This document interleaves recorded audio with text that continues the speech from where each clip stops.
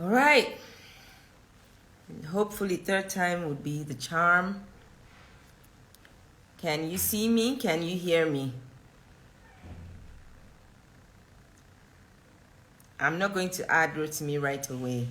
Can you guys see me? Can you guys hear me? If you can see me and you can hear me, please let me know in the comments section.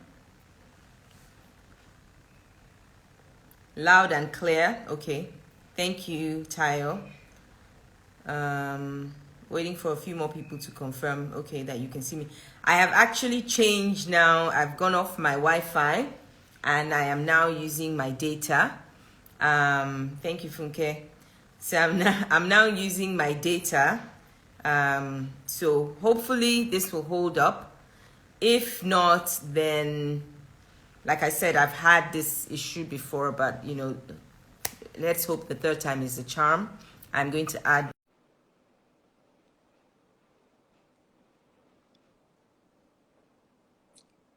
So bringing Rotimi back. Can you hear me? Yes, I can. Okay, can you see me? I can see you and I can hear you. You can see me, you can hear me. Is Let's there hope. any way you can maybe turn off? Maybe I can turn off my video, so at least I think the audio is what's important. I don't think you can turn off your video on Instagram Oh, Live. really? Okay, It's okay, by okay, okay. definition, it's a video. I've switched from my MTN router at home. I've turned that off and I'm now using my phone Yeah. data. Let's hope it holds up. Um, Yeah. so we're starting this all over again. It's going to be like, we're going to start from the beginning because hopefully this one will hold and this will be the version that we will save. So Yeah. we start like we didn't have any conversation earlier. My name is Kemi Ogule. I am the founder, creator, and host of Chrystallis Conversations. Chrystallis is a community of women and a few good men who are on a journey to becoming our best selves daily. We share resources, we share our stories, because we really do believe that when we share our stories and when we speak openly, we're able to, get help for ourselves, but also be a help to somebody else who just might need to hear your story to know that, okay, I'm not alone, first of all, and that, if this other person has made it or is making it work, then perhaps I can too. I find that, too many times each person is in their own little corner, their own little silo, suffering in silence. And once you come out and you speak, you now realize that actually I'm not alone. Or somebody else is going through this. Somebody else has gone through this. So that's why I do what I do here at Chrystallis. And I am excited to have Rotimi Ashley-Dejo on the show today. He's going to be talking about something that is really swept under the rug in our society, in our culture, mental health. A taboo topic, exactly. Anything that has to do with mental health, people are like, I beg, please keep it to one side. They don't want to hear about it. They want to pretend it doesn't exist. But we all know that it happens. It's close to home. If you look beneath the all the carpets that we have all swept it on, you raise the carpet, you see it's under in every home. There's probably something that's been swept under the carpet in every home. And Rotimi, having had this personal experience of mental health issues, he's a mental illness survivor, is passionate or committed to destigmatizing so that we can speak more openly about it, and so that more people can get help. And particularly in the context of men, because we know that we are still very much in a patriarchal world where, yes, I always say, there's something I say that, patriarchy is a cage for men and for women. It might be, the cage for women might be a wooden, cage, And the cage for men, the cage that patriarchy puts men in might be a gilded cage, but a gilded cage is still a cage. So you're not able to, in a patriarchal world, you are told this is what you are supposed to be as a woman, but you're also told as a man, this is how you are supposed to be. And one of those things that men are supposed to be is strong all the time. You're meant to be a provider all the time. You're meant to be able to know. You're meant to have all the answers. You're meant to be, always on top of things. You're never meant to show any weakness or any vulnerability. So when you fall into those struggles or challenges as men, they're very seldom safe spaces for them to be able to speak up, much less go and get the help that they need. So many men, many people, but more so men, I think, I don't have the stats, but I think I've definitely seen it that suicide rates are much higher for men than for women. And it's no surprise given, the kind of world that we live in. So I'm happy to have Rotimi come here and share his experience. Our topic is Man Down, Man Up, how I went from hiding my depression to confronting my demons. Rotimi Ashley-Dejo is the chairman of LAC Trucks and Spares, which is a heavy-duty truck sales and maintenance company. He's a mechanical engineering graduate of the University of Lagos, and he had a 26-year career with Chevron Nigeria from December 1991 till he took early retirement in December 2017. During his Chevron career, he occupied several leadership and management positions, including JV drilling manager. Let me adjust my camera here a little bit, please. Sorry, 1 second. Yeah, it's better. Including JV drilling manager in Lagos, general manager of the drilling department of Chevron Technology in Houston, refinery business manager at Chevron El Segundo refinery in California, and turnaround manager of the Chevron Escravos gas to liquids plant. Whew. Since he retired from Chevron, he has pursued his love of mentoring and has delivered multiple talks to high school children on a wide range of topics, including the time to focus is now and also substance abuse and addiction topics. Rotimi is a mental illness survivor, having suffered clinical depression since 2004. He has dedicated his life to advocacy on mental health issues, and he's directing his efforts towards counseling sufferers as well as fighting the stigma associated with mental health issues. So that's Rotimi. I have shared your bio. I've read the theory of who you are. Now tell us really who you are. Thank you. Thank Can you you hear very me? much. I'll keep it out. Yes, I can hear you. Yeah. I'll keep it short. Give us a brief introduction, I'm please. a regular guy, engineer. Went into a really good career. I had a really good career with Chevron. I had a, relatively normal upbringing with a nuclear family, mom, dad, 3 siblings, nice upbringing, not rich, not poor. Went into Unilag, got my degree pretty quickly, very successful in everything I put my hand onto. Got a job within months of finishing NYSC and had a really good career in Chevron. When I look back, no regrets. Very, good company, and I essentially rode a good wave throughout my career. I was referred to as a high flyer, and then, when I left, I felt happy, that I had done all the things that I wanted to do in that sector and ready to move on to other things. So, yes, relatively normal life until something hit me. So what are some of your happiest memories now looking back as a child, and a young, maybe a young person growing up? What are some of the happy memories that you have? Happy memories, between being 5 or maybe even younger till probably about 13, thereabouts, living in Ilupeju. It was a really nice community. We had family, friends, all around. We weren't rich, we weren't poor, but we had a lot of fun. I mean, we didn't realize how blessed we were at the time. I mean, when you're a kid and you're born into, something, then you just take it for granted, and, so those were really happy times. I remember running around. My dad opened up a clinic at the back of the house in the BQ at one time. So we had a lot of medicines and medical equipment. And so when he closed that down, eventually we had all these syringes. I have memories of us using the syringes for police and thief, Can you imagine? Really, we were always, And then the other aspect of my life, which I really cherish, is my time in King's College, 5 years, mostly in the boarding house. I made some lifelong friendships, and we had some fantastic times, even though while it was happening, we thought we were suffering. But, I look back now and I wouldn't have had it any other way. Yeah. Fantastic. Okay, great. Before we continue, if you've got any questions for Rotimi, I will take questions towards the end of the conversation. So please, there's a question icon at the bottom of your screen.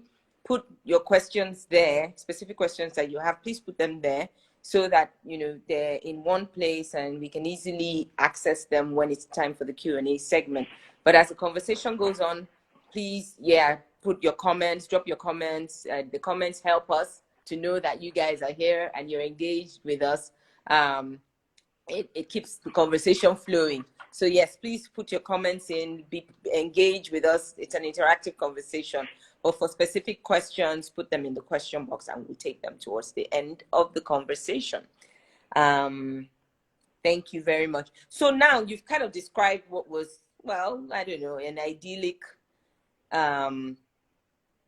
childhood. No seismic events, just Basic, a normal childhood, normal middle-class childhood for someone growing up in Nigeria in the 70s, maybe the 80s. But now, in retrospect, if you look back, were there any particular events, anything from in your personality, even as a child, or in your family that, in hindsight, may have been an indication of you being predisposed to mental health issues? Well, nothing really. I mean, I was very oblivious of the whole mental health sphere. I mean, the only thing that came close, was, you see mad people on the road. We call them mad people. In Ilupeju, where I grew up in the 80s, 70s, 80s, we had a mad woman back then who used to carry all her essentially life belongings, everywhere. And her name was Mary, even though we used to refer to her as Mary. So a lot of Ilupeju folks who grew up in the 70s and 80s will probably remember her because she used to walk around the area. But I had no understanding of what this is probably someone who needed help, and she was the butt of everybody's jokes. There goes Mary, and the only thing is, my personality has always been, I'm an introvert, although some people who come to know me in recent years may argue, but even when I do public speaking or I have to interact with people, whether it's a cocktail party or I need recharge time afterwards. It drains me. Yeah. So yes, I understand that. But as far as being able to anticipate any kind of issues, I was totally on cloud nine. I had no idea of what was coming. My dad, in retrospect, I think there might have been some of that because I recognize now, back then, there were times when he wouldn't go to work. He'd just be there, taking a bit too much alcohol and just be home on the day when he should be at work. So back then we just thought, okay, maybe he's the boss at work, so he just decided he's going to stay at home. But now I think back and I think maybe there was more to it. More to it than that. Maybe some depression. I mean, Depression. Yeah. And back in the 70s, 80s, even into the 90s, these topics were just not, even doctors. There was you don't even really have a name for it, much less an understanding. There was no name for it. Nobody talked about it anyway. And so there was no name for it. It's just as you begin to build a clearer picture, you can see certain things and think, okay, this fits the pattern of what I now know. This might have been what was Right. going on. So for you personally, having said, giving us a little bit, maybe there was a genetic predisposition, maybe there was something in your personality that predisposed you. Who knows? We'll never know. But can you walk us through your own personal journey with mental health challenges? How did it start? How did it progress to maybe an official, how did it progress rather to an official diagnosis? How did you know to go and get help? Where did you go to get help? So before I go forward, you talked about any signs in the past. Well, I am a bit of a perfectionist, and when I started my career, I was an individual contributor. So I was an engineer, and I loved being an engineer. You could lock me up in a room and I could, just whip out those drilling programs and do what needed to be done. I had a real issue when I started getting into management positions in being able to do the 70-30. I wanted to get everything right. I wanted to read every email over, every word. Management teaches you, hey, you can't read everything. You're going to slow down the organization if you do that as a manager. You've got to be able to, learn how to, go through things, summarize. So that perfection tendency, like my mom, we call my mom a warrior because she worries about everything. Even when there's nothing to worry, I jokingly say my mom will create something and worry about it. So and then the other thing is the procrastination. When I tended over the years to, for instance, I would have 1,000 emails in my inbox, primarily because I want to get to each one. So if I open up an email and I feel like I can't address it properly, I would just close it and plan on fixing it later. Procrastination will lead to a build-up, build-up of stuff. And so that, men are generally not very good at multitasking. I think that kind of contributed a bit to stressing me out. But I had a reputation as a pressure cooker kind of guy, especially running drilling rigs, drilling operations. I could take on a lot of technical stuff. But so back to your question. So everything was going fine in my life. I'd gotten married, got some pretty good overseas assignment with Chef. I went to teach well control for 3 years in the U.S. Came back.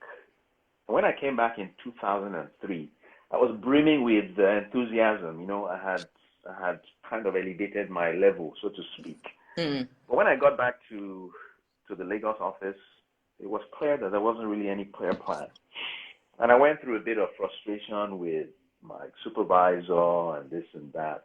And we all have triggers for stress. This really stressed me out because it called into question my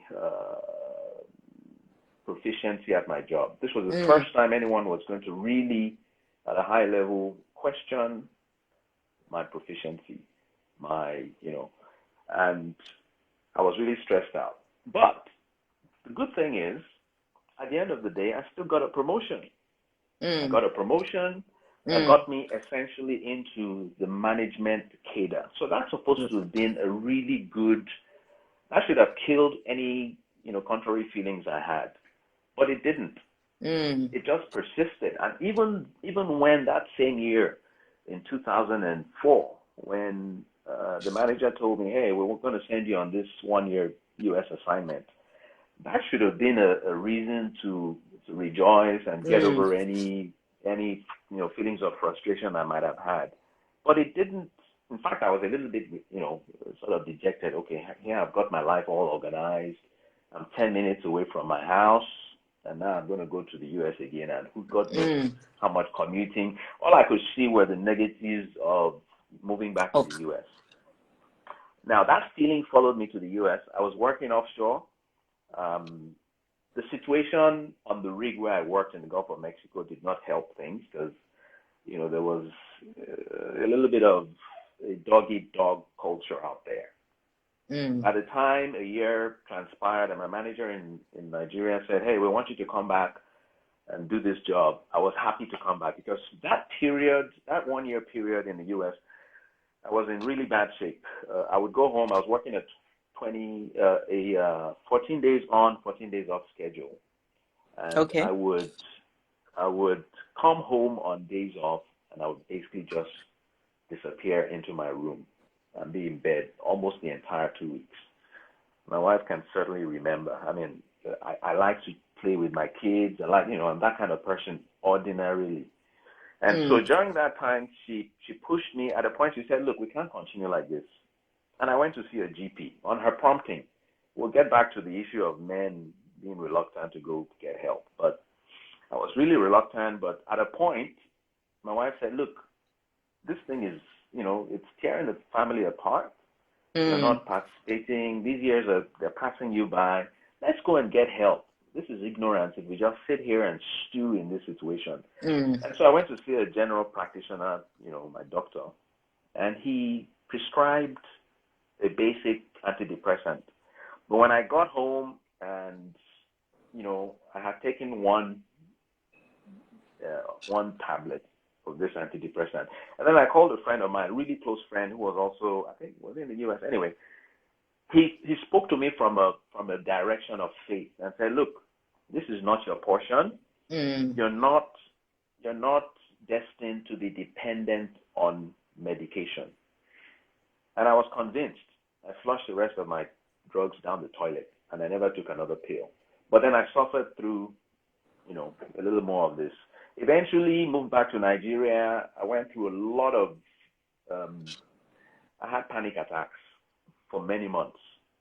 Did you recognize these as panic attacks, or did you recognize when you were having panic attacks at the time? Did you know what were they like, and did you recognize what was going on? I would. So the job I went to was a very busy job. I was operations engineer for a big deep water project. So while at work, I had no time to mull about how I was feeling or whatever. I had to just jump on the job. But once I went home, I would wake up in a cold sweat.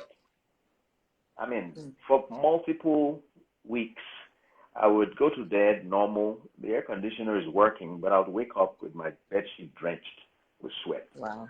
And I knew my spirit was not at peace.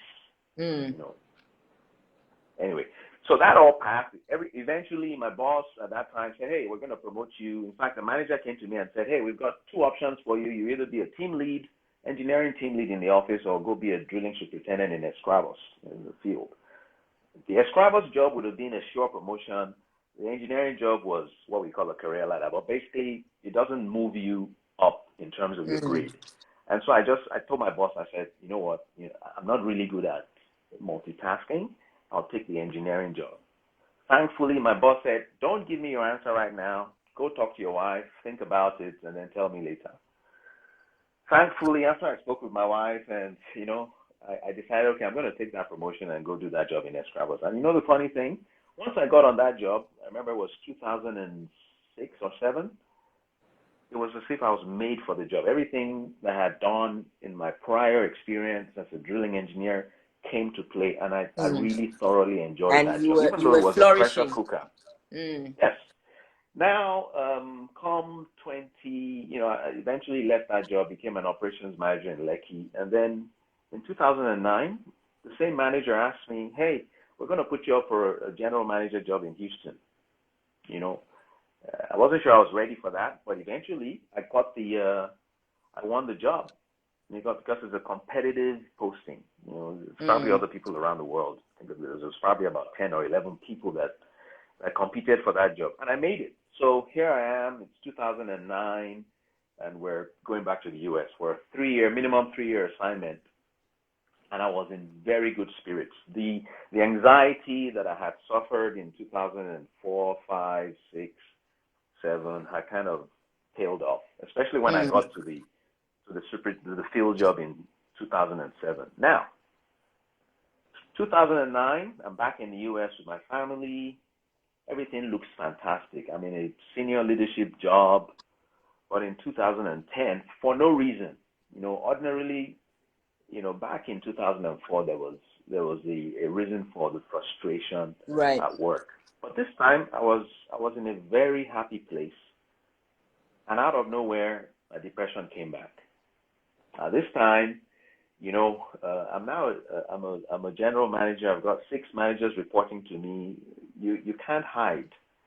And in general, if you're a Nigerian and you get posted to a job in the U.S., you're sort of the underdog. We have to, you got to perform above average, above the norm, to kind of, secure the respect that you want.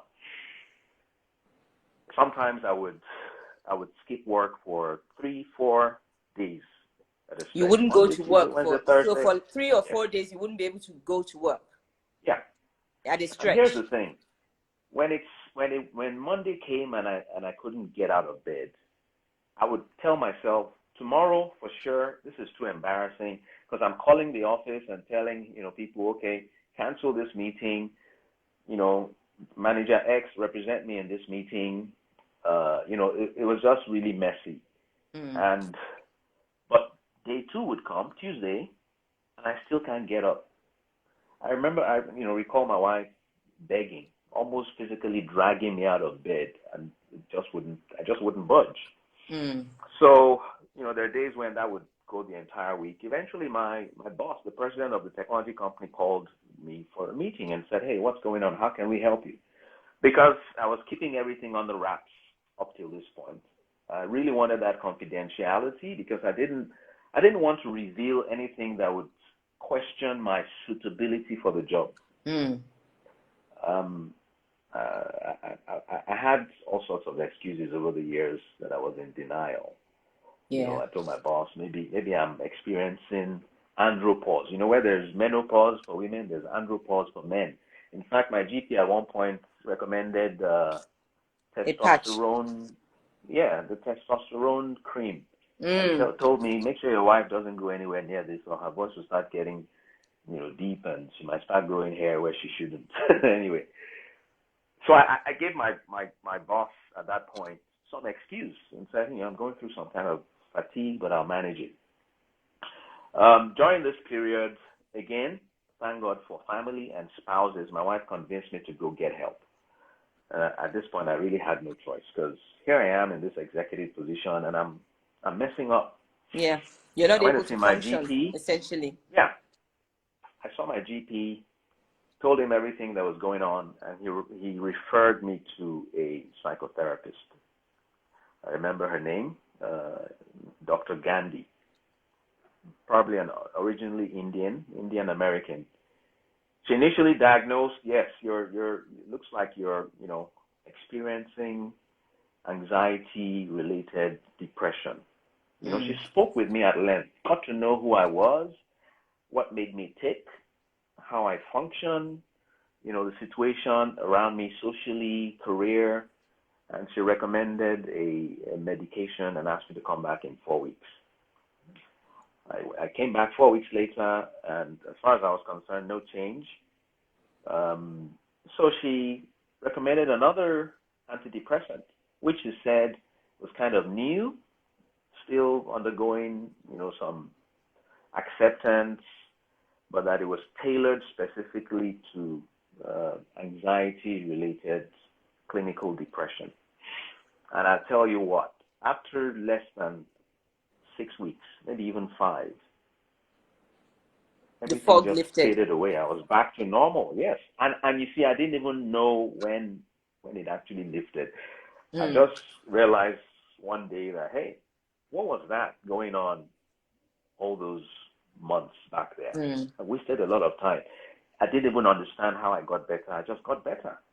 And they tell me, medical science hasn't really figured out how these antidepressants work, but they just know they work on depression. So probably from empirical data, yeah. So there's a little bit of trial by error that goes on with those kinds. So since then, just to summarize, now I'm a believer in my medication. I don't see it as a big deal, and but I still kept things confidential. When I came back to Nigeria, my my therapist in Houston loaded me with enough medication to last me a year. And about a year after I finished the medication, another cloud came.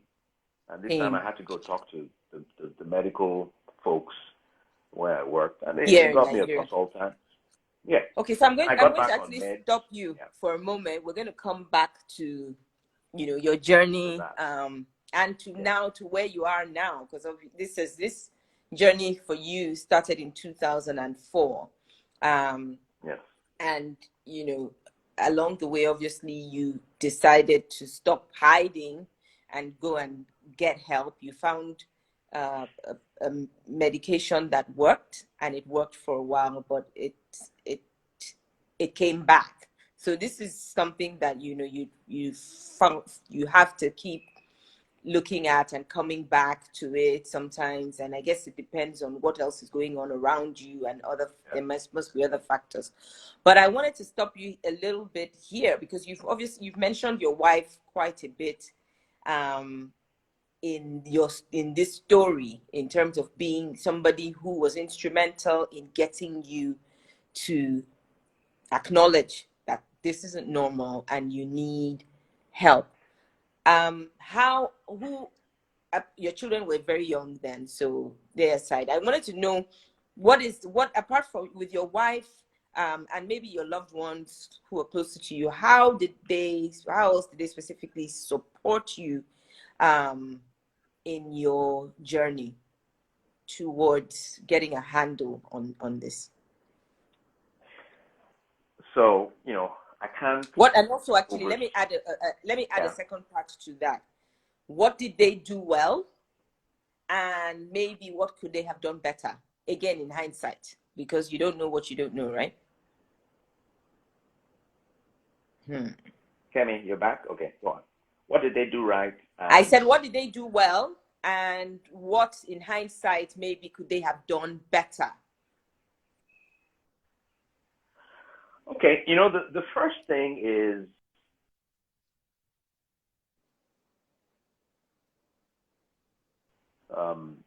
family. Kemi, can you hear me? I can hear you. Rolling. I can hear you. How crucial family and folks close to a person who is suffering from something mental.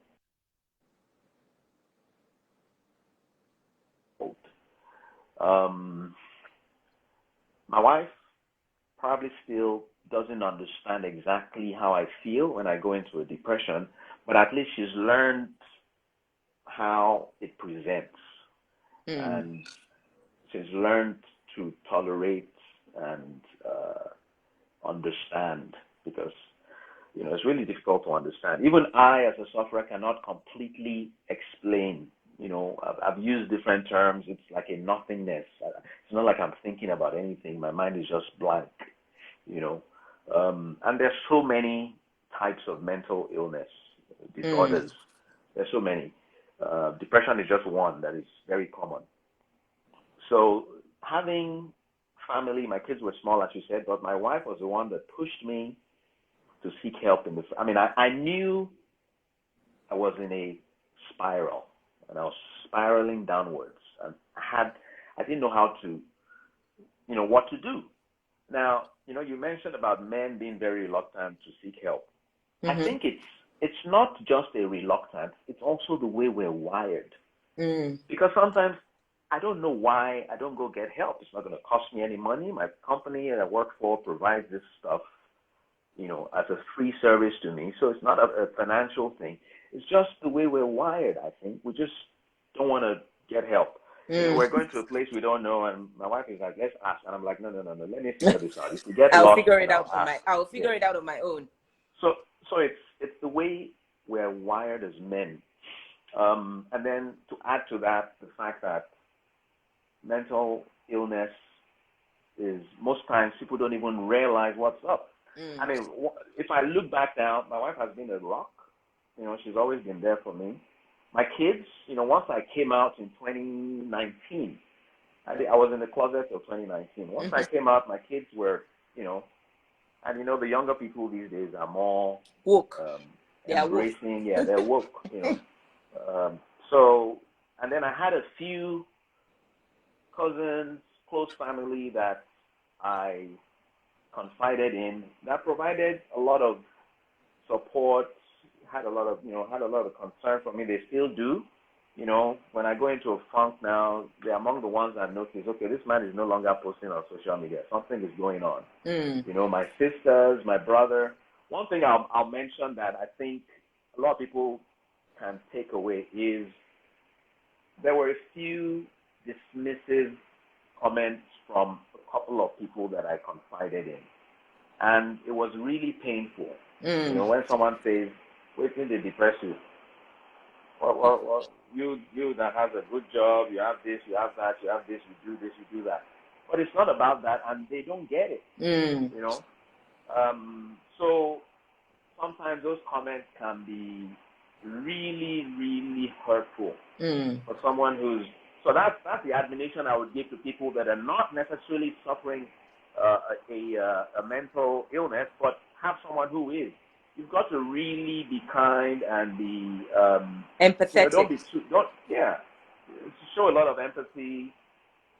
Go out of your way, even when it's not deserved, to be kind to this person because they may be going through something that they can't control. Even on social media, sometimes, I hate to get into certain conversations because they just drag you into this rabbit hole.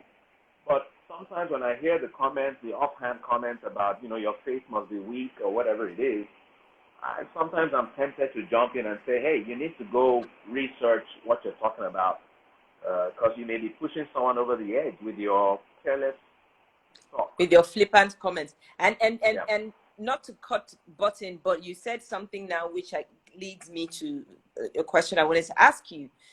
Sometimes people make these flippant comments, maybe from a good place, but obviously from a place of ignorance, where you say something like, your faith, where's your faith now? What's wrong with you? And you alluded to that earlier when you said the first time, you got meds from the doctor. You spoke to somebody who probably with all good intentions, but that person said to you basically,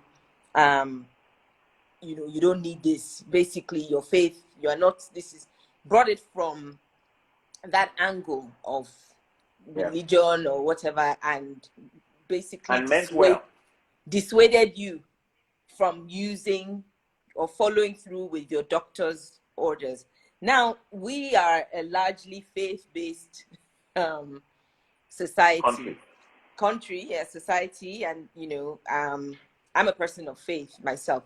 But exactly, say things is not your portion. This is not your portion. How do we? It started raining. How do we counter that? Because I think I guess I'm not to put words in your mouth, but the way I see mental health disorders is not any different from any other kind of ailment. So in the same way that I think it would be ridiculous, maybe people do to tell somebody who's battling, I don't know, MS or cancer to don't take your medication now. What is wrong with you? It's not your portion. Just confess that you are well and you will be well. Is as ridiculous as telling somebody who has, not to follow through with their doctor's orders. So I wanted to ask you, how does I think it's something we do have to address, given the fact that we have a lot of people who are probably watching today or maybe watching who are people of faith and believe that because I'm a person of faith, this cannot be my portion. Therefore, I'm not going to address this thing from a medical point of view.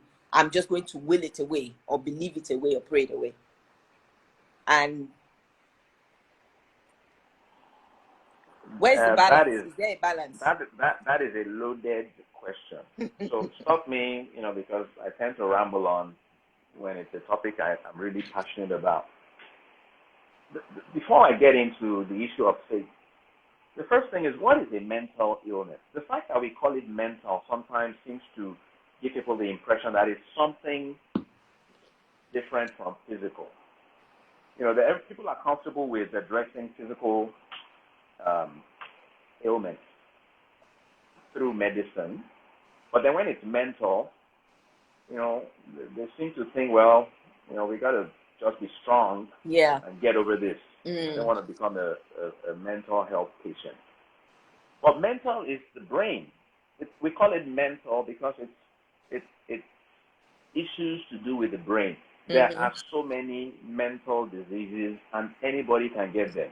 Let's start from the aging mental disease, dementia, and the other things, Alzheimer's, and so on. I know quite a few people who are dealing with parents who have kind of lost it. They've gone into this zone. But what about PTSD, for instance, from a range of issues, whether it's domestic abuse, sexual abuse, you entered one chance and you were robbed, what's the effect of trauma? And it presents in so many ways, so many different ways. So what I tell people sometimes when they talk about, some alternatives to medicine is I say, if you have high BP or kidney issues or pancreas issues, you got diabetes, you don't pray it away. You can pray, but prayer, faith, those things, and medicine are not mutually exclusive. You can do both. That's what I tell people. Nobody is discounting your faith. By all means, pray, but medicine is of God too, except you think medicine is of some other thing. Medicine, all the breakthroughs that have been made in the field of medicine are from God. They are of God. So you can as well. There's no competition trying to prove. People feel like it's like a letdown if it's like you don't have faith if you go depend on medicine. I really don't understand that. You can do both. Pray and take your medication. Professional help. Yes. Yeah. It may not be meds. There's so many diagnoses. A doctor may figure out you're not really depressed. You're just going through some life issues, and what you need is this. Some people have a really negative thought process. They have a culture of, the way they think may be part of what's getting them down. So perhaps all they need is psychotherapy. Go talk to someone who can help you, kind of adjust the way you think. You're loading yourself up with negatives. Maybe there's a way you can load your mind up with positives. So why do we, tend to be comfortable with treating the physical part of our bodies, and we are reluctant to treat the central processing unit, which is also physical, in our bodies? Because I think the thing is that I think that there is such a mystique because there's no this is not something that you can see, in the sense that if you cut yourself, you will bleed. If you fall in a certain way, you will fracture a limb, and everybody will be able to see that your bone is sticking out. But this thing, because it's something we cannot see, we don't understand it, we have long mystified it, it's confusing, and people don't like to deal with what they cannot see, what they don't know, what they don't understand. So we just categorize all and it's the more I think we're confronted with things we don't understand, it reminds us of our own mortality, and it almost feels like, whoa, I don't want to talk about this thing, I don't want to deal with this thing, because maybe once I start talking about it, it will jump on me as well. So I think that a lot of it sometimes comes from that place of, this is something I don't know, we don't understand. Historically, we've attributed it to spiritual attack, or somebody in your village is doing you, or somebody has tied your head somewhere, and we can't. That directly relates to go and pray it away. It is from the spiritual realm. But the more I think people like you speak and people begin to understand that, I remember reading a book and it said it's all in the head. Literally, it's in when you say it's all in the head, it's not a dismissive thing. It is a factual thing. It's in your head. Your brain lives in your head, and the brain and the hormones and all those things that are regulated, they're very finely regulated. A little bit something goes off and we see the effect. So the positive thing about us speaking about it is that it removes that stigma, and then we can begin to see this as being no different from any other physical ailment that people might be struggling with. Don't mind me. I need a biological break, so let's just keep going. Can you hear me? Yes, I can hear you. I can absolutely hear you. Okay. So this leads me to my next question, which is that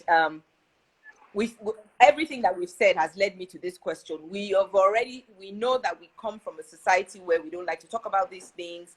This is we don't want to talk about it. We don't want to be open about it.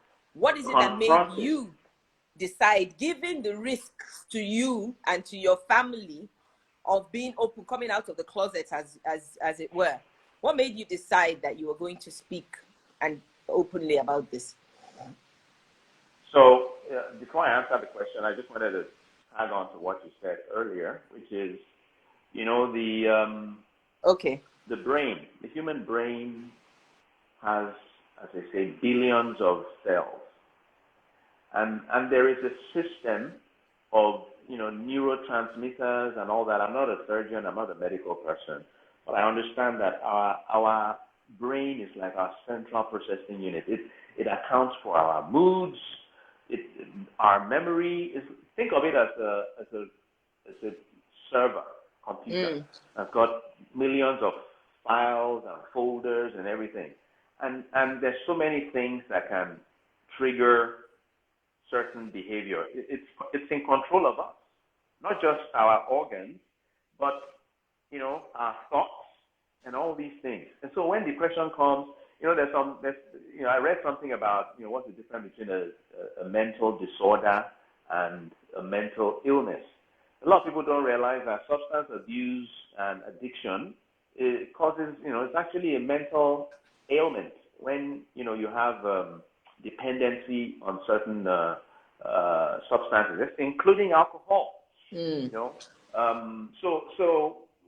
there are neurotransmitters, the chemicals in your brain that your brain produces to give you moods. And theoretically speaking, if I were to remove the serotonin chemical from you right now, if I were to drain your brain of serotonin, and I know there's some professionals listening, you would be sad for no reason. For no reason. Because that's what I am when I'm undergoing clinical depression. Is I find myself, everything around me suggests that I should be happy, but I just can't get out of that rut. Okay? So to answer your question, which was, what was the question again? My question was, why did you decide, given how stigmatized this is? You could have hidden this, you could have continued hiding this. Why did you decide to be open? So a friend of mine apparently had suffered depression for, give me a sec, I'm actually moving around. He suffered depression for about a year, and I had no idea, because we're all hiding from each other, right? So he, when I now came back to Nigeria and I had another episode, he came to visit me. Okay, I'm back now. Apologies. No, he came to visit, and I recall he revealed to me that he had also been through this, even though it was past. And I recall how soothing and comforting it was to talk to someone who actually understood how I felt. I felt really good talking to him, more so than any other person. Even what some of my doctors that I've had over the years, they'll tell me, I've never suffered depression or any mental ailment. So I know what it is theoretically, and I've, handled a lot of patients, so I've seen how it presents, but I've never felt it myself.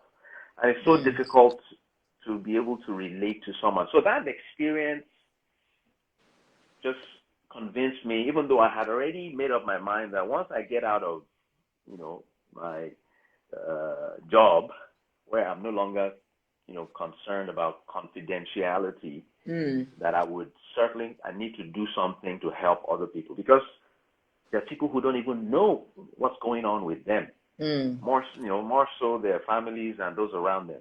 So my friend just came, spent a little time with me, revealed to me that he suffered the same thing. We could exchange notes, and he understood. I felt so good. And I decided once I have a chance, I'm going to go do the same.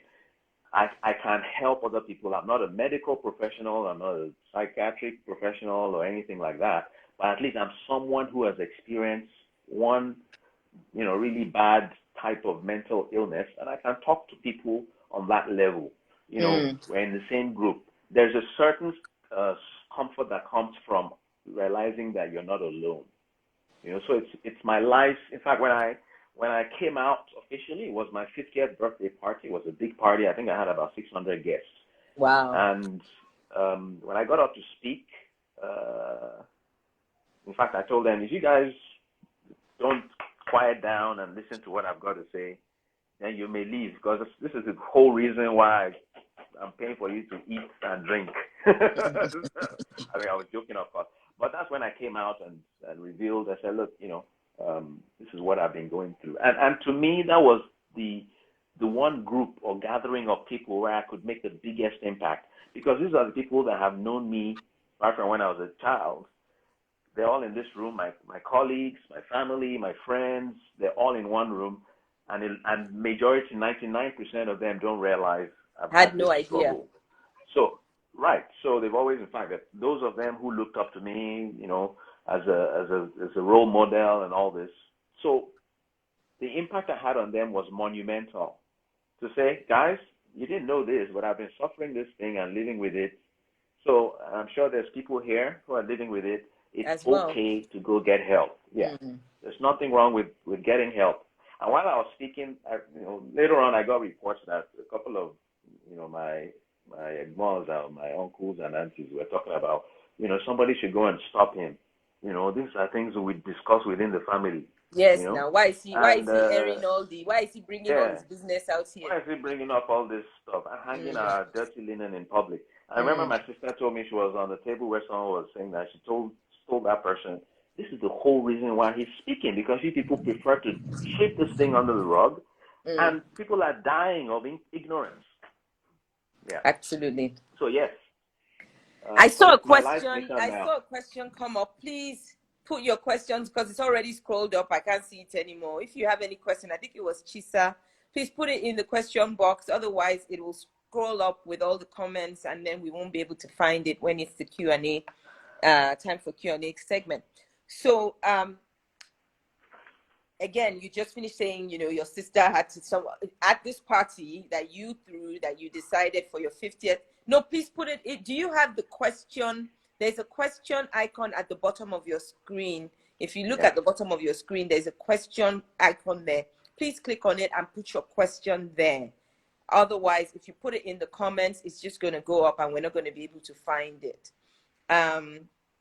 So you rounded it up by saying, your sister said at this party, some people were commenting and saying, why is he talking about this thing here? Why is he airing dirty linen in public? Somebody needs to stop him. And then she told the person, basically, this is why, because we won't have these conversations and people are suffering in silence. But I wanted to know, you came out in front of 600 people, and since then you've been actively speaking about what you've been through, what your experiences are. Have you faced any stigma? Do you think, have you personally, since your decision to be open, have you faced any backlash, any stigma, yourself or your family? And then if so, how did you deal with it? Well, before I came out of the closet, so to speak, there weren't that many people that really knew what was going on anyway. So I wanted to avoid the stigma. Anybody that feels reluctant to come out and talk about their challenges, your concerns are valid. If you can, be a voice to help kill the stigma, but your concerns about confidentiality are valid. If you recall, there's a Lufthansa pilot crashed into the Alps in I believe it was January of 2015. Only then did it become apparent that he had been struggling with depression. Now, Yeah. people may say, well, why didn't he speak up and all that? Well, if he had spoken up like 2 years before, that would probably have been his last time of flying. Lufthansa would, stop his career. So people have valid reasons not to come out. The stigma, the ostracization, the talking behind your back kind of thing. You've got to sort of focus more. For instance, my wife was a little reluctant, as you might expect, about me going out. But I told her, I said, look, if we expose this issue, if we sacrifice our confidentiality, privacy, and we're able to save one person who might have done the ultimate, killed himself or herself or whatever, I said it makes the sacrifice worth it. Worth it. So Absolutely. stigma, I expect, there's probably more tongues wagging behind my back than to my face. People are not going to tell you to your face, this guy is not okay. But I remember someone, after I left Chevron, and then I came out, someone mentioned to me, a friend mentioned to me, someone in the office said, so that manager was mad all this time. I just laughed. I said, at least that person spoke up. I know most other people, they're in the closet too about their awareness. Yep. And so that's something I preach, which is educate yourself. Even if you're not a sufferer, but you have a family member, Google is your friend. I know not everything on Google is accurate, but in general, I get a lot of info from Google. Educate yourself about what your loved one may be going through. I saw a question about what if the person involved is in denial and doesn't want to get help and all that. What should a family or spouse We're going to come to that actually. Yeah. So I don't want you to take that now. All right. Yeah, I don't want to take that now because I want us to come to that. It's an important question actually. But I wanted us to speak a little bit about now, more specifically in the context of men, how can we encourage men? We know vulnerability is seen as a taboo for men. How can we as a society encourage more men to be open or to speak up about what they are dealing with? Especially when it comes to mental or emotional struggles. A few years ago, I went to a friend's office in Palm Grove, and he had kind of disappeared, and started telling me about all the things that had been going on. I feel this way.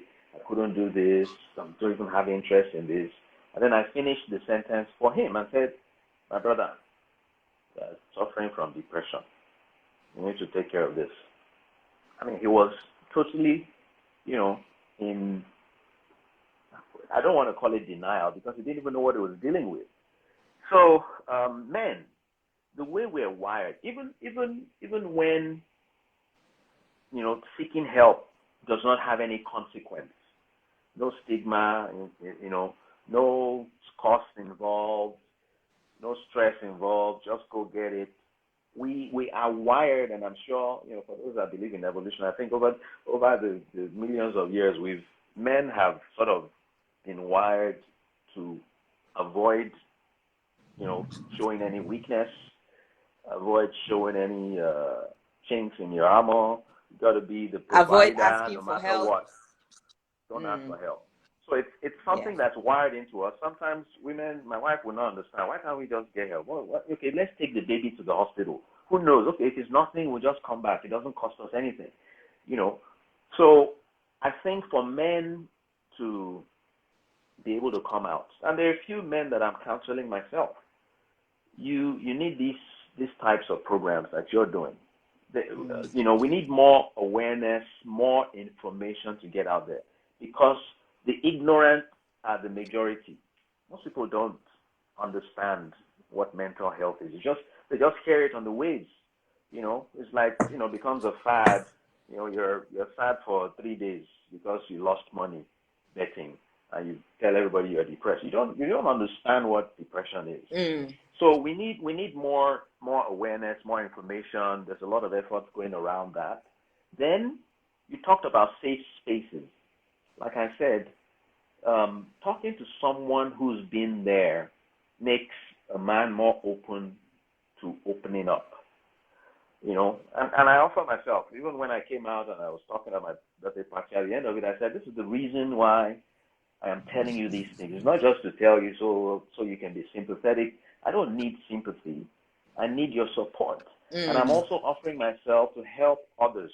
If you're not comfortable going to a professional and you just want to have a conversation first, and I've had several conversations since 2019 with all kinds of people. People are really suffering. And a lot of people are suffering in silence. In silence. So I've offered myself and said, look, I'm available. Call me. You know, at least I'll take the first step to try to help you, encourage you to go get the proper help you need. You know, so the education, the information is essential. And then men need to have other men. A man is more likely to open up and bare his mind to another man than he is to a woman. Even a doctor, a female doctor even. You know, men are a little bit closeted like that, yes. So, you know, I think creating a community of either male counselors or counselors that have actually suffered mental illness would really go a long way. Okay. So this now we're going back to that question that I had said we would come back to, which is what is the way if somebody is in denial, for example, if you know somebody who you suspect has depression or, you know, some other type of mental health disorder, but the person is in denial, what's the best way to support the person and encourage the person to get help? One, so it's a two-part question. Secondly, what is the worst thing that you can do or say if somebody comes to you and, you know, finally takes that little step and says, I think I may be, what's the worst thing that you can do? So it's a two-part question. The first part, you know, people need to understand what they may be dealing with. If you've got someone who's reluctant, and I've heard of a few cases, people have come to me and said, look, I have this brother, you know, I think he's going through something, but he doesn't open up. You really have to, it requires a lot of patience. And that's not easy. You also, I'm a being of facts. If you can come to someone who's going through something and show him somebody else, a regular person, who's going through the same thing or has gone through the same thing, I say, look, what you're going through is not new. But if you just wallow in it, you're just wasting precious time. You can never get this period back.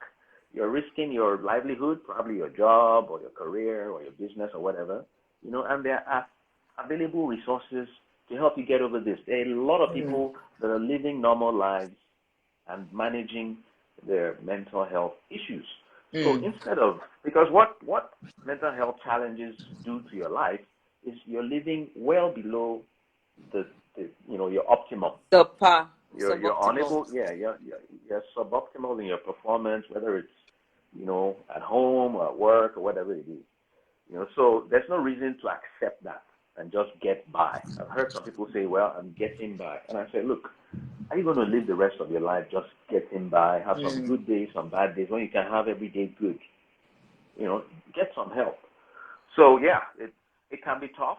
I'm not offering any kind of a silver bullet, but it requires, one thing I know is that it requires, one, a lot of patience, and then you got to have information at your fingertips. You can't go to someone who's suffering without, at least based on the symptoms that the person is presenting, having done a little bit of research yourself and come to them with a few facts. Yeah.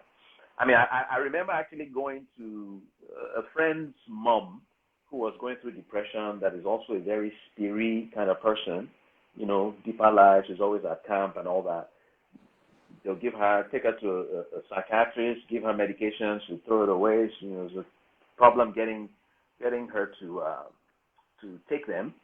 But I went to visit her and sat down and told her of my own experiences. And that kind of, she went back, she willingly went back to, okay, I'll take my medication. Like I told her kids, I said, put it in her bag. If she doesn't want to take it, just hide it somewhere she'll take it without knowing, Today, thank God, in fact, she's more than normal. No, she's fantastic. So yeah, a lot of patience, a lot of information. Yeah.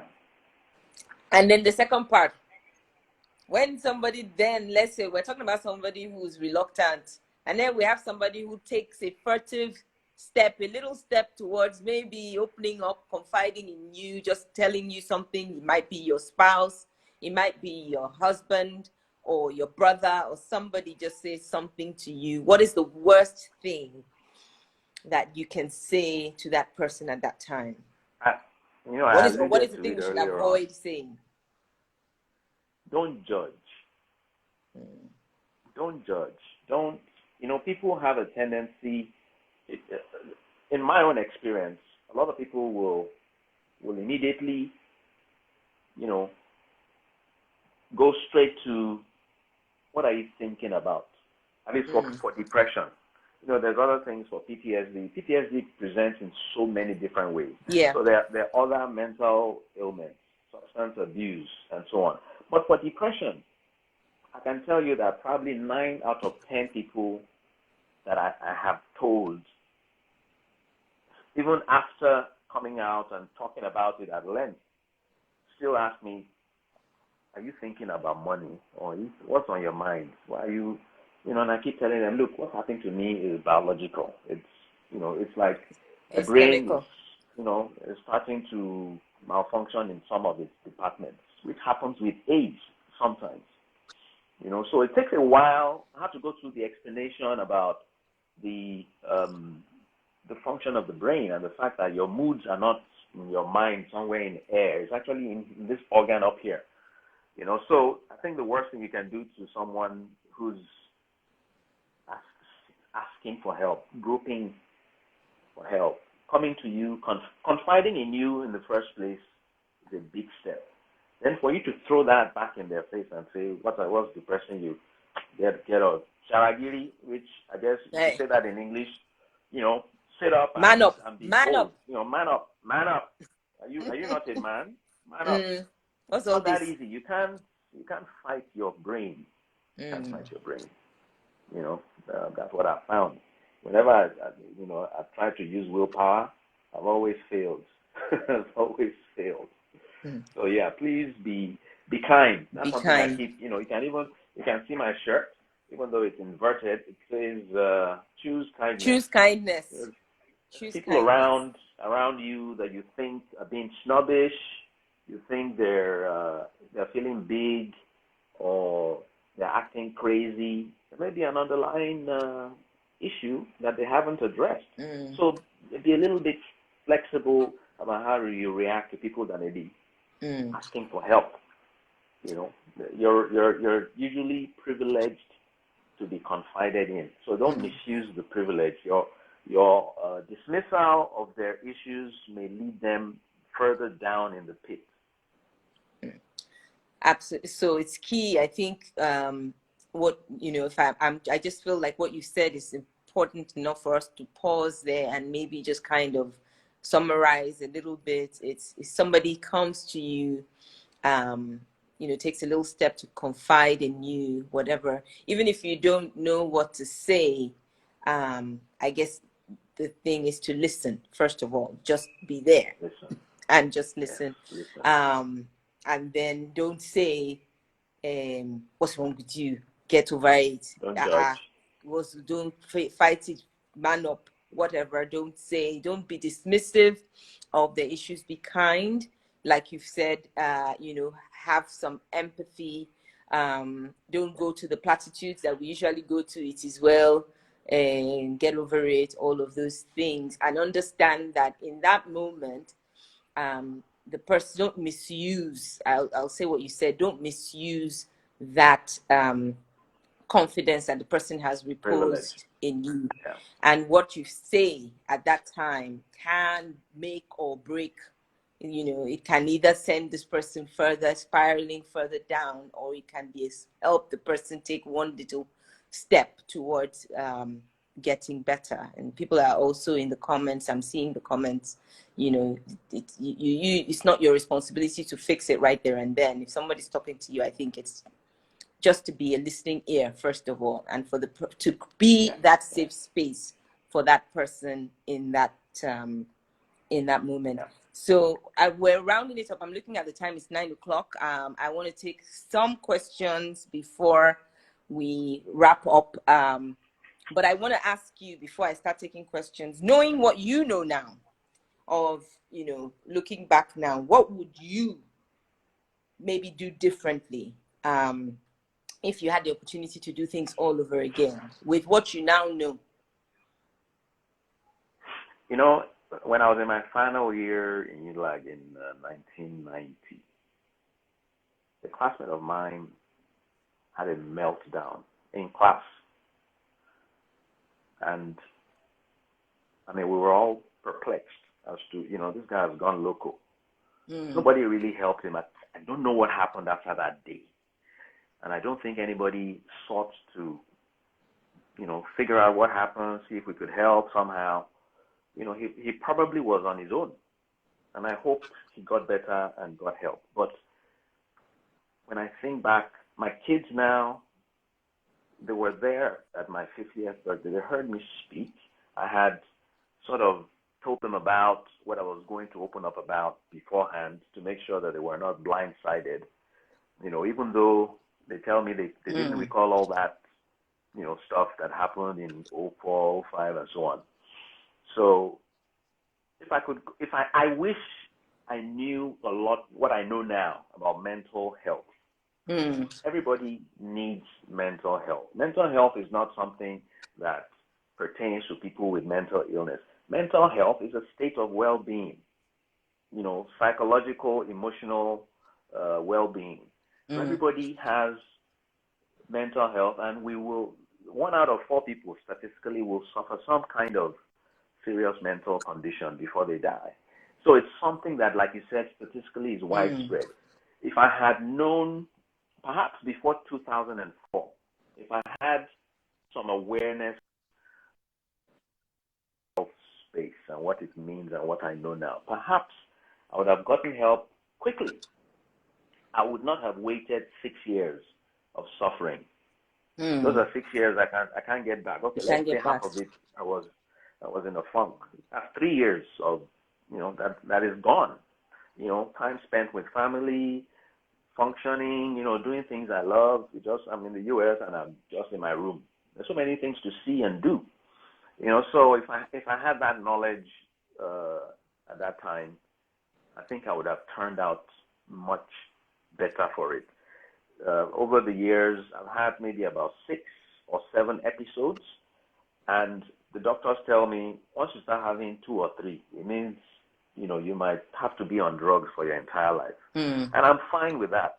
But who knows, if I had addressed my first episode properly, perhaps I wouldn't have any repetitions. My friend who I spoke of earlier on, who came to talk to me and tell me, he's never had an episode since then. And this is several years ago.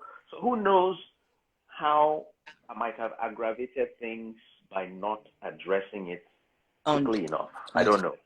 Yeah. I think the reason I asked that question is not because obviously nobody can go back and fix, we don't know what we don't know, first of all, and we can't go back in time. But I asked that question because somebody listening to this maybe now where you were then. And I think the key takeaway is don't waste time. There's, if you're having an issue, these issues, if you're feeling these symptoms, you're experiencing anything, get help early, as quickly as possible. There's nothing to be ashamed of. There's nothing to it. Get help quickly so that you can get back to living an optimal life. So on that note, let me go to the questions.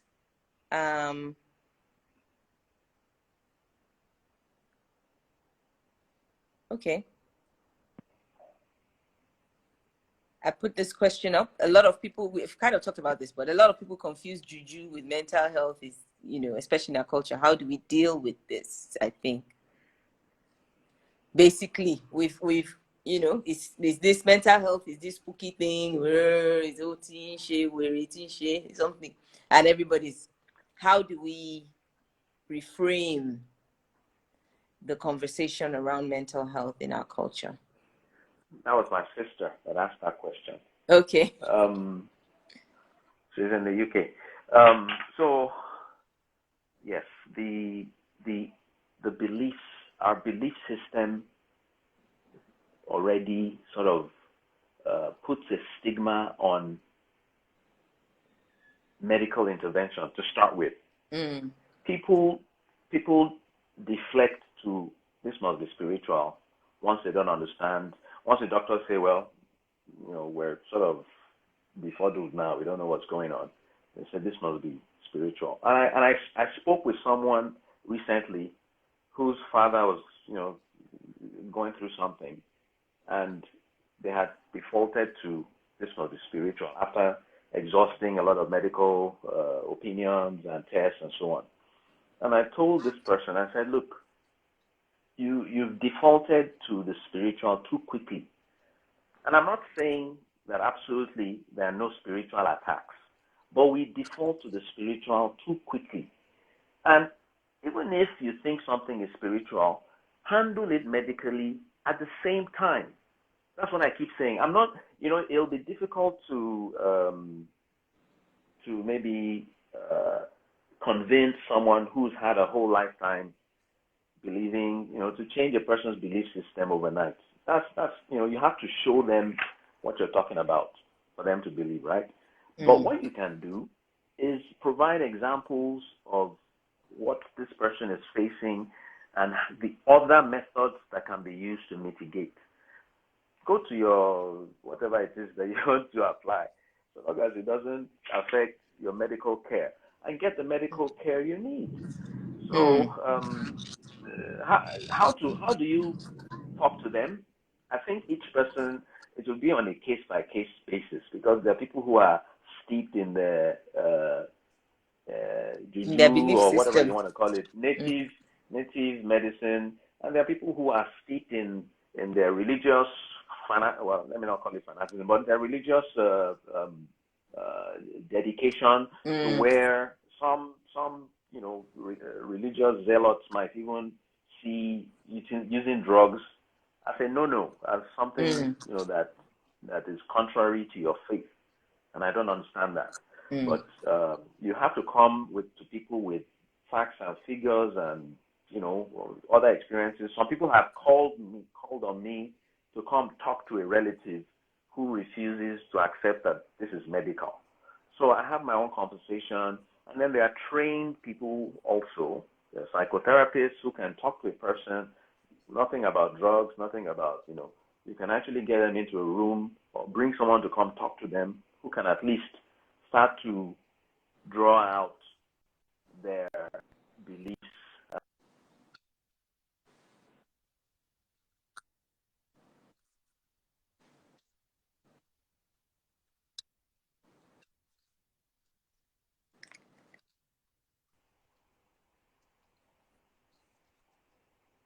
Okay. Somebody says, I feel like I don't want to press.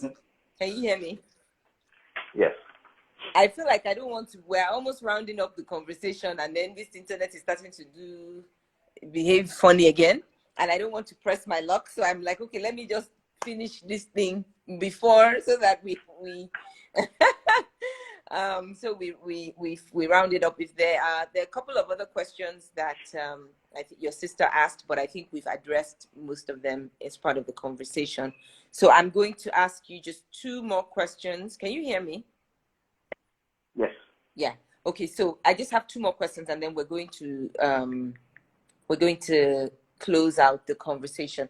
One, given that, as you said, this is this is something that you're probably going to have to live with for the rest of your life, and just continue to learn how to manage yourself, manage your care. I recognize, I guess, your triggers and all of that, and then continuing to do what you have to do to make sure that you stay well.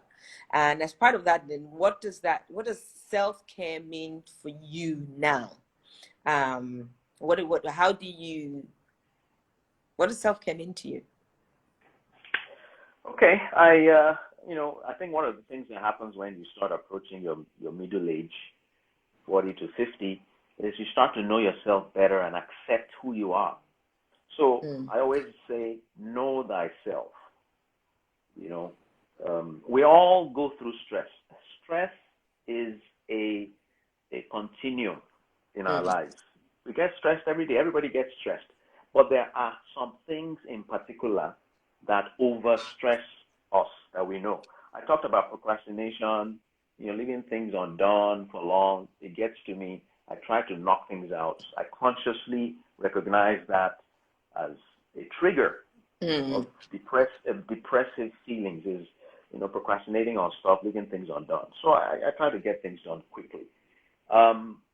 Recently, a couple of years now, I've noticed that, okay, whenever I go to a funeral, whether I know the person who died or not, I'm overwhelmed with a feeling of melancholy. It just doesn't work with me. So I avoid funerals.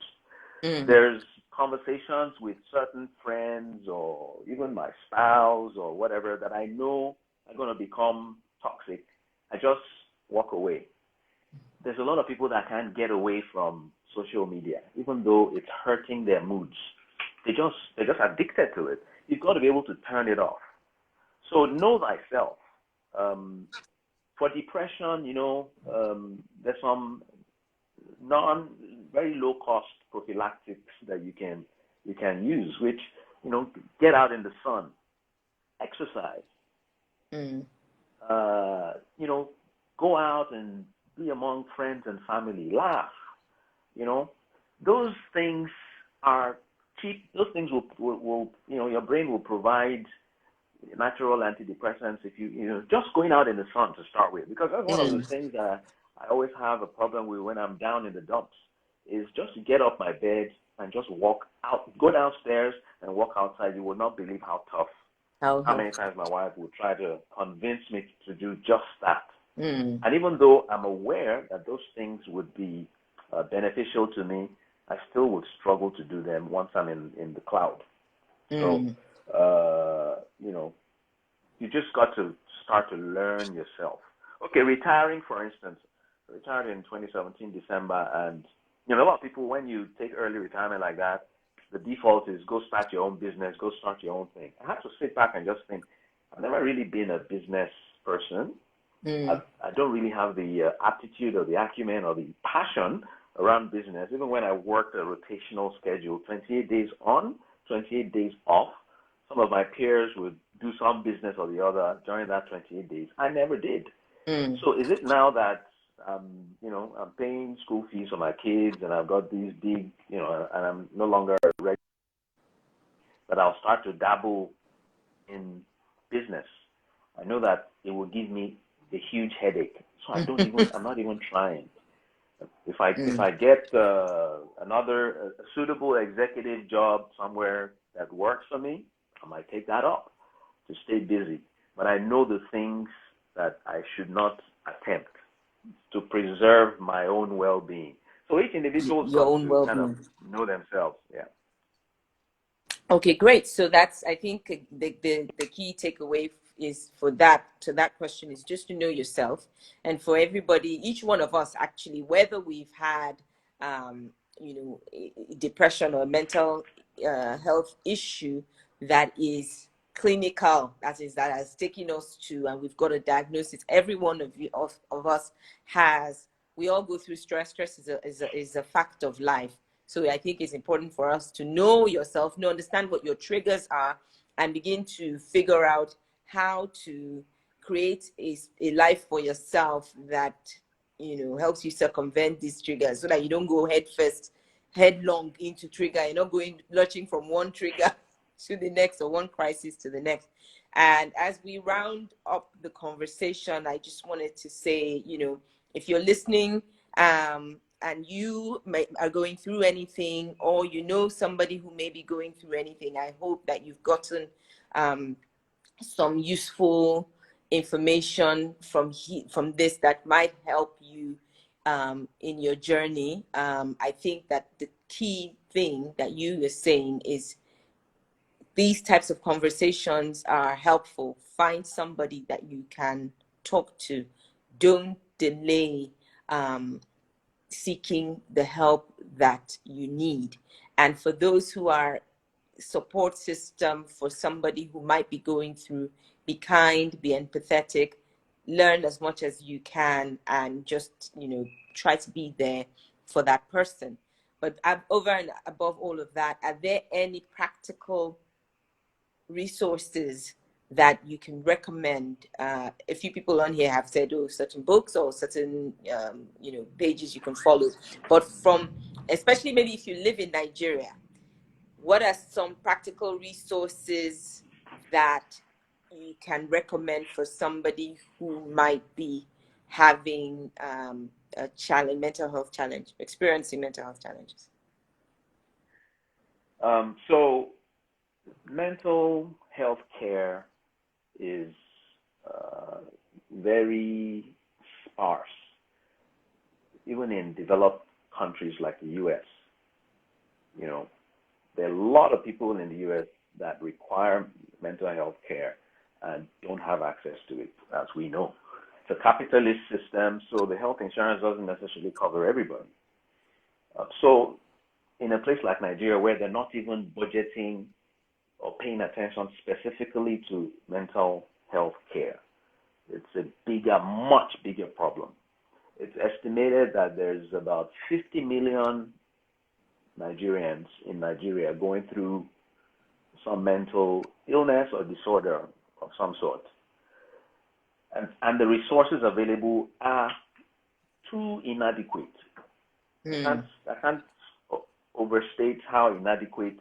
In fact, I checked online sometime last year, I think. There was just 200 registered psychiatrists in Nigeria to take care of roughly, the millions. The Jack-Pass syndrome affects psychiatrists. Already, it's bad enough that, I guess, they tell me that in medical school, when you finish your medical and you want to specialize, psychiatry is not one of the popular specialties that people go into, because it's got a little bit of a stigma around it also. People say psychiatrists are also mentally, they have mental problems also. So it has its own, you tell your family, they spend money for you to go to medical school. They want you to specialize in surgery or, whatever else. When you say you want to do psychiatry, someone in the family, one big uncle is going to say psychiatry. Psychiatry. Why psychiatry? Exactly. So there's a lot of stigma around the care itself. If you go to Yaba and you tell somebody you're going to Yaba Left, that's the federal psychiatry, it's like some people hide to go there. But there are resources available, despite the paucity of resources. I think there's just about 8 federal psychiatric hospitals in the whole country. So that in itself is inadequate. If you go to the Yaba Psychiatric Hospital, I understand that it's always overloaded, And even just being among such a throng of mentally unstable folks can even send you, So there's also a lot of charities. I know that there's private hospitals that have psychiatric consultants, that are on staff. A person who requires help can start from a regular general practitioner doctor, who can then provide a referral to a psychiatrist or a psychotherapist or whatever. I'm associated with a few charities that I've come across. ASADS is Anti-Suicide and Depression Squad.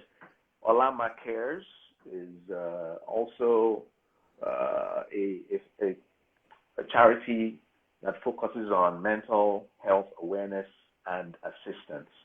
In fact, the ASADS That's the anti-suicide squad. They have, free therapists that can talk to you. At least the first step towards recovery is recognizing you've got a problem and being able to talk to someone that can kind of expand that conversation and then start to say, okay, maybe you need to do this or you need to do that.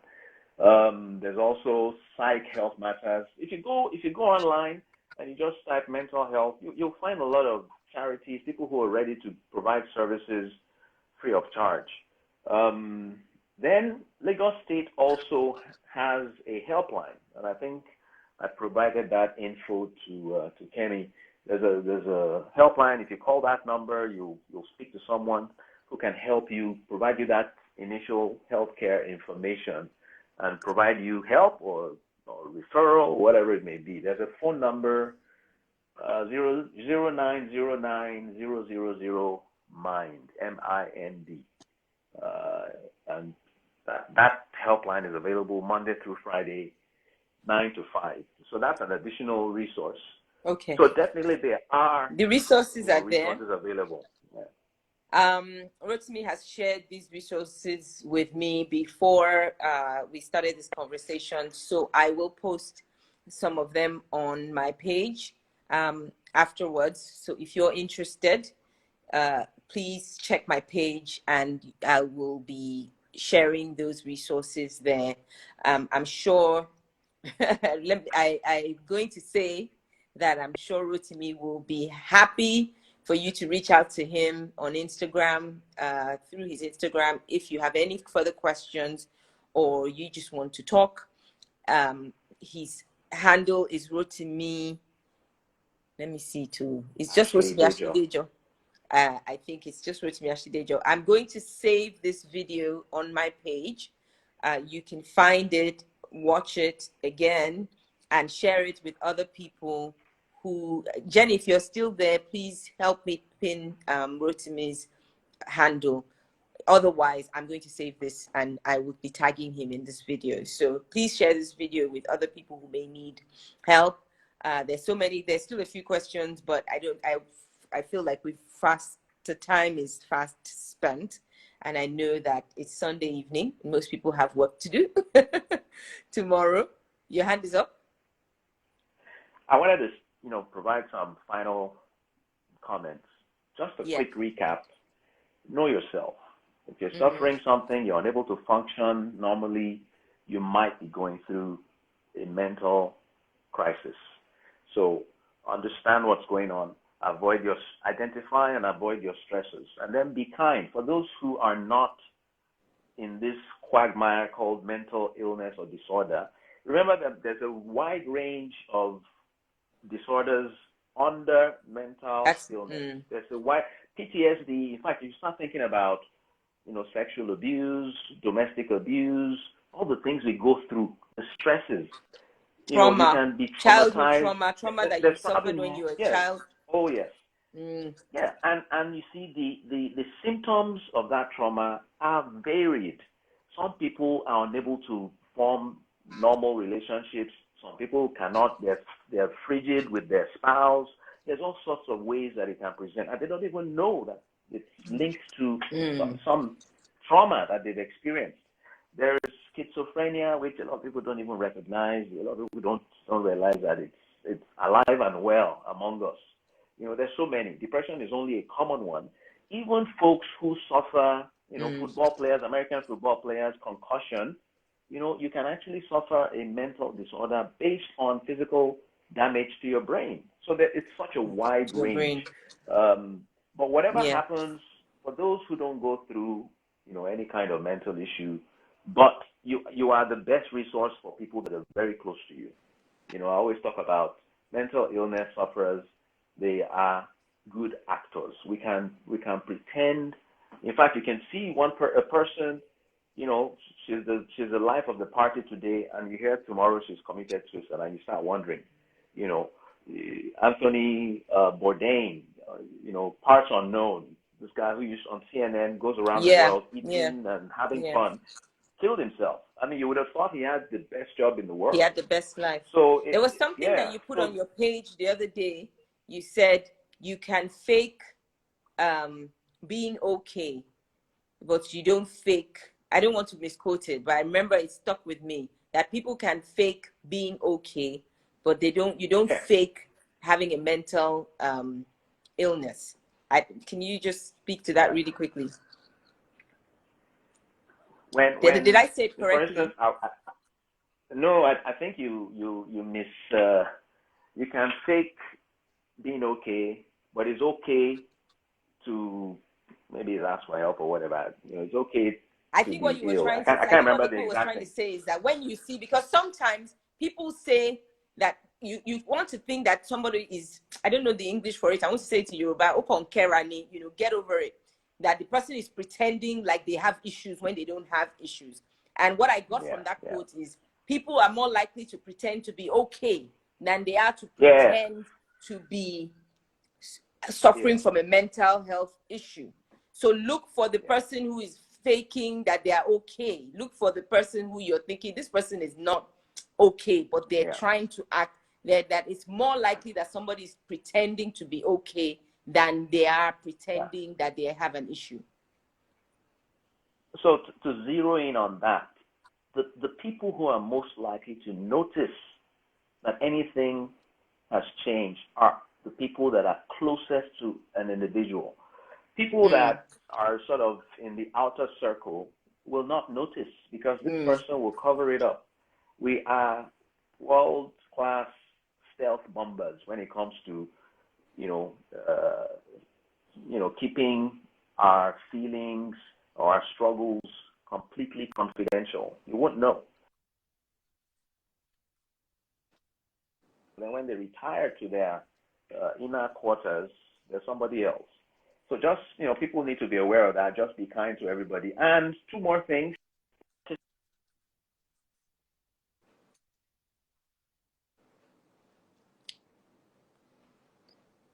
What did you say?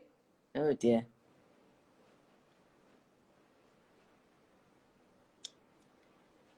Can you guys still hear me? Hey, good. Is it me that's hanging or is it Rotimi now? Or did we overstretch our luck here? I don't know. If anybody can hear me, Rotimi left. Can you guys hear me? You can hear me. Okay, so it was him. Okay, great. I'm just gonna add him back. And like I said, I'm trying to round up the conversation quickly so that we don't have. Still there, Kemi? Yeah, okay. I Okay. said that So, I'm trying to make sure that we round this up quickly. so So give that me we one more don't minute. stretch our luck. Yes. So round Participate up so I can in save, your because own the thing is care. I want to save this conversation and I don't want internet I understand. to mess I me up. understand. Okay, go ahead. Participate in your own care. Too many people that I ask and talk to about, so what kind of treatments are you getting? You say, well, I don't know. The doctor gave me one pill. Go do your own research. Understand why you're getting the treatment you're getting. Don't leave it to the psychiatrist or the doctor. You have to be a part of it. It's that important. I always make sure I query, am I getting an SSRI? What about this TCA? I've become familiar with some of the terms. I'm able to have a fairly robust conversation with my doctors or my therapists so that I understand what's going on and why I'm taking, or what kind of side effects I may get. And if there are alternatives, sometimes you can try alternatives to get better. And I guess the last thing I want to say is suicide is never a good option. Whatever you're feeling, whatever you're going through, it's all, like Kemi said, it's in your head. It's in your head. Things are not as bad as they seem. It's just your neurotransmitters in your brain playing tricks on you. And I'll just leave it there. Leave it there. Thank you so much. So Thank stay. you. I think you've done my job for me by recapping. I usually do a recap, but you've done my job for me. Mary, the voice has left. Your comments have been so helpful. I hope people have been reading them. Rotimi said that the person who is suffering should take an active part in their care.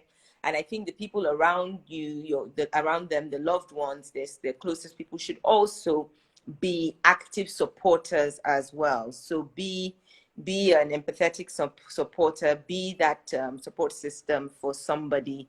Look out for people, look for patterns that have changed. Look for, like Rotimi said, if people see that he's not posting anymore, some people know that, okay, it looks like something, and they check on him. So the people who are closest to you, you were probably the ones most likely to recognize when something isn't right, and stay on the case of that person to ensure that they get help.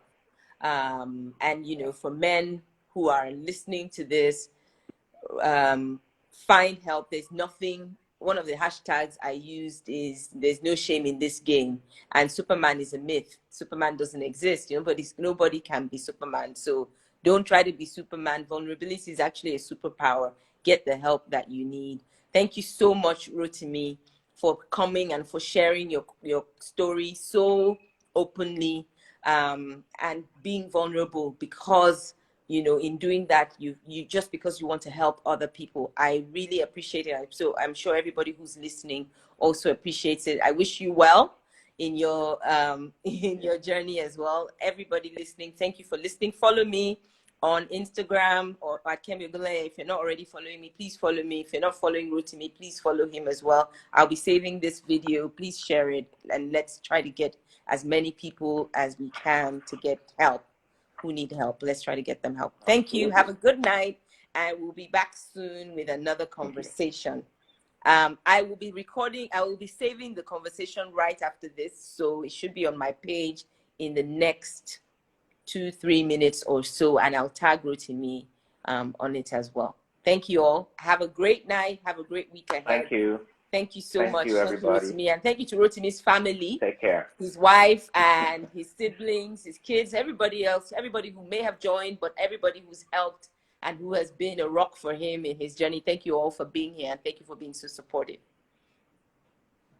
Thanks, Kemi. Take care. Thank you. Bye. Good night. Bye.